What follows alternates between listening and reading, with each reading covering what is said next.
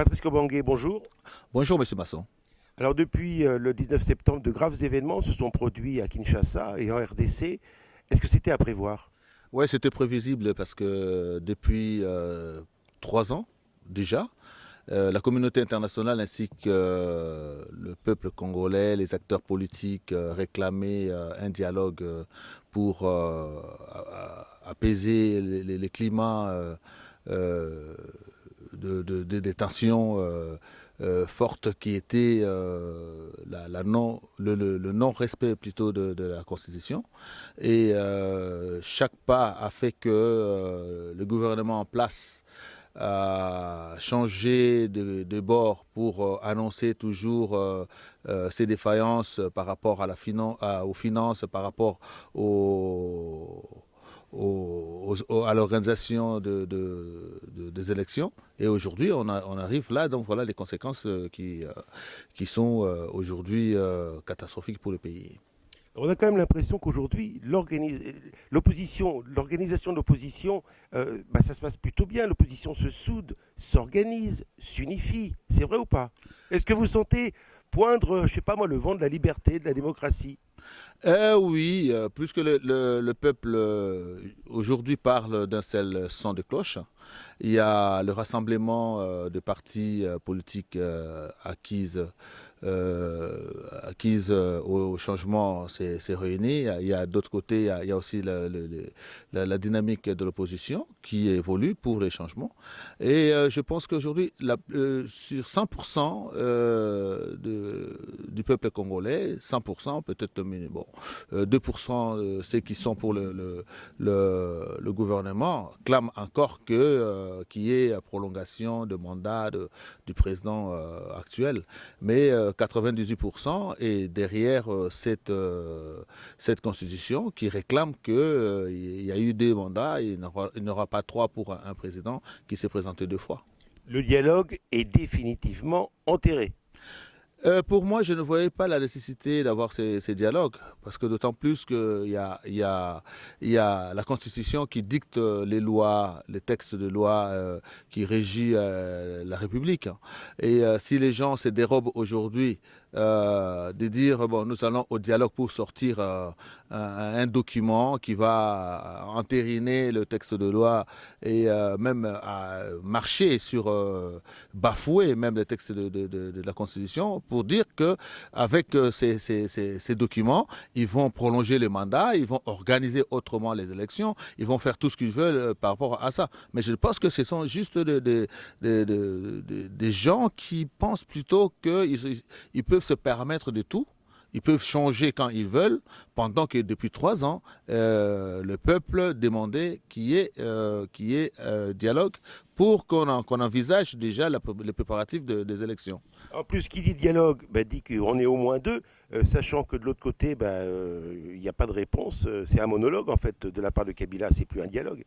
Non, c'est plus un dialogue, comme vous le dites, c'est un monologue, parce que, d'autre part, les vrais acteurs de l'opposition ne sont pas dedans. Et il a pris juste la majorité. Les gens qui se sont présentés aujourd'hui dans ces dialogues, ce sont des gens de la majorité. Et c'était des gens qui avaient double casquette. Ils étaient à l'opposition, mais leur cœur était à la majorité. Donc aujourd'hui, on voit aujourd'hui ces gens-là et ils se sont dévoilés par leur manque de savoir, de patriotisme, de nationalisme. Mais nous voulons que ces gens-là comprennent une chose. Ils peuvent se mettre ensemble tout autour d'une table ou d'une réunion ou de dialogue, quel que soit. Mais le texte de loi qui régit une nation, une république, c'est là que nous allons nous appuyer, nous tous. Donc il y a eu le 19, nous sommes là au 19, qui était prévu pour que la CENI, qui est l'organe qui organise l'élection. Qui organise les élections. Normalement, la CENI devait normalement convoquer le corps électoral pour préparer les élections au mois de novembre. Alors, je vais me diriger vers votre voisin. Bonjour. Vous êtes monsieur Évariste Omana. Oui, bonjour, monsieur le journaliste. Dites-moi, alors vous êtes le porte-parole de Moïse Katumbi, qui est bien sûr un opposant à Joseph Kabila. Quelle est la situation aujourd'hui de l'opposition? Avant de commencer, je voudrais d'abord souhaiter mes sincères et profondes condoléances aux familles éprouvées depuis ces 2 jours, le 19 et le 20, de heurts, de massacres que je qualifie comme ça parce que je suis de l'opposition, provoqués par le gouvernement congolais. Et de nombreuses familles ont perdu le leur. Nous, en tant que membres de l'opposition, unis dans les rassemblements, nous adressons au travers la bouche de Moïse Katumbi, dont je représente ici, le sincère condoléance à toutes les familles. Bien, venant à votre question, nous osons croire que le gouvernement est aux limites de tout ce qu'il fait. L'actuel gouvernement, bien sûr, dirigé par Joseph Kabila et Matata Ponyo. Et si nous sommes là aujourd'hui, c'est parce que le gouvernement a failli à sa mission, celle de pouvoir organiser les élections. Nous savons dans une démocratie, parce que notre pays s'appelle la République démocratique du Congo. Alors, dans une démocratie, chaque mandature est sanctionnée par une élection. Le gouvernement savait un chantier démocratique, c'était le plus fort, c'était les élections. Mais ils se sont attardés volontairement en créant toute la situation pour ne pas organiser les élections et nous ramener vers le dialogue. Et pourtant, notre Constitution, elle est claire là-dessus que le gouvernement et surtout le chef de l'État qui est le garant de la Constitution et de la nation doit organiser les élections. Celui-ci n'a pas fait cela et aujourd'hui, on nous envoie vers le dialogue. Ce n'est pas le dialogue. Voilà pourquoi Moïse Katumbi disait que c'est un monologue et moi, je qualifie ça, c'est un dialogue de sourds parce qu'on ne s'entend pas. Et l'opposition digne de ce nom, celle qui représente le peuple, rassemblée autour de Etienne Tshisekedi, n'est pas dans ces dialogues. Alors justement, on a l'impression que l'opposition est plus unie que jamais. C'est un bon signe, ça. Un très bon signe, depuis Jean-Val à Bruxelles, l'opposition a été réunie autour du rassemblement qui est uni par de plateformes, de partis politiques, des associations et la société civile congolaise qui ont vu que non, nous devons être ensemble, former un tout, une force politique considérable pour abattre un travail qu'il convient afin d'asseoir la démocratie dans notre pays et à passer par le respect de la Constitution dont Moïse Katumbi était l'un des chantres de cette idéologie. Et à ces jours, nous avons compris que les 2 élections passées, l'opposition était disloquée, séparée. Numériquement, Kabila a eu l'avantage. Alors nous nous sommes dit, nous devons nous unir. Voilà pourquoi Moïse Katumbi a passé, a consulté et les Congolais ont compris, le parti politique ont compris, les plateformes ont compris et nous nous sommes unis à Bruxelles. Nous avons voté comme chef qui va nous conduire, Etienne Tshisekedi, qui est le doyen de l'opposition, est très connu par le monde. Et aujourd'hui, nous sommes unis et l'action coordonnée de l'opposition congolaise entière est en train de démontrer à la face du monde que nous sommes contre le manœuvre dilatoire dont Kabila est responsable, seul responsable. Et j'ai dit ici que Kabila fait partie du malheur du Congo. Prochainement, nous n'avons pas à chercher une solution avec lui. Il doit partir. Alors quelle est justement la place de Moïse Katumbi dans l'opposition? Bien, Moïse Katumbi, c'est un opposant comme tout autre, mais sauf que sa place est prépondérante parce que le peuple le réclame, le peuple a besoin de lui.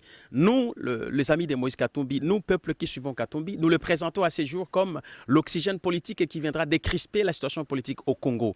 Et sa place est réclamée par le peuple et le peuple ne veut le voir nulle part que être le président de la République. Alors on connaît ses compétences en matière de gestion, on sait que c'est un homme de parole. Est-ce que sa détermination est toujours aussi intacte? Oui, la détermination de Moïse Katumbi est intacte. Récemment, nous étions en réunion. Il est passé au Parlement européen à Bruxelles. Il a dit « Je suis encore candidat ». Sa détermination, elle est ferme. Sa démarche, depuis qu'il a commencé depuis 2014 jusqu'à ces jours, elle est ferme. D'abord, il a commencé à faire ce travail à l'interne. Il a sensibilisé d'autres politiciens qui étaient dans la majorité pour leur dire que la démarche que nous poursuivons n'est pas celle qui est avantagée à notre peuple. Nous devons changer la donne. Ils n'ont pas écouté à l'interne, alors il a démissionné. Il était gouverneur du Grand Katanga avant sa dislocation. Il était le président interfédéral du Katanga de PPRD. Il a posé sa double démission et il s'est rangé du côté du peuple. Et à ce jour, il réclame le respect de la démocratie, le respect de la Constitution et il réclame une alternance passée par les élections dignes, crédibles, libres et transparentes. Vous irez tous les deux, et ceux qui vous suivent, jusqu'au bout. Oui, autour de Moïse Katumbi, derrière lui, dans son leadership responsable, nous irons jusqu'au bout parce que nous avons le peuple avec nous. Dans une démocratie, le plus important, c'est d'avoir le peuple avec soi. Et Moïse Katumbi a le peuple derrière lui. Donc, notre motivation, notre détermination, elle est ferme et sans faille. Nous irons jusqu'au bout. Jusqu'au bout, c'est-à-dire la victoire. Jusqu'au bout, c'est-à-dire les élections. Jusqu'au bout, c'est-à-dire le respect de la Constitution. Jusqu'au bout, c'est-à-dire l'accession de Moïse Katumbi à la magistrature suprême, passer par les élections démocratiques et conduire la destinée de notre pays, la RDC Congo. D'accord, M. Kobange. Tout à fait, tout à fait. Parce qu'aujourd'hui, nous sommes déterminés. Nous irons jusqu'au bout. Il n'y a que les jours qui comptent. Nous avons à peine 2 mois et demi aujourd'hui pour que Kabila parte. Nous attendons la date butoir du 19 décembre 2016 et le 20, normalement, Kabila ne devait plus être là. En conclusion de cette interview, le mot de la fin? Oui, les mots de la fin, je voulais plus s'adresser à notre peuple. J'en appelle à la conscience patriotique du peuple congolais. En dépit de tout ce qui s'est passé depuis le 19, le 20, nous ne devons pas baisser les bras. La victoire de notre côté, la peur a changé de camp.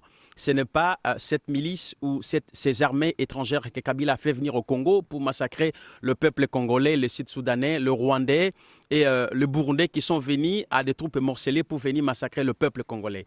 J'en appelle à notre police. Nous voulons dans notre pays une police républicaine et une armée républicaine qui ne va pas tirer devant vers sa population pour le massacrer. Mais la mission principale de la police et de l'armée est celle de sécuriser le peuple et leurs biens. Nous voulons l'intangibilité de notre territoire, que ce soit respecté surtout au niveau de l'Est.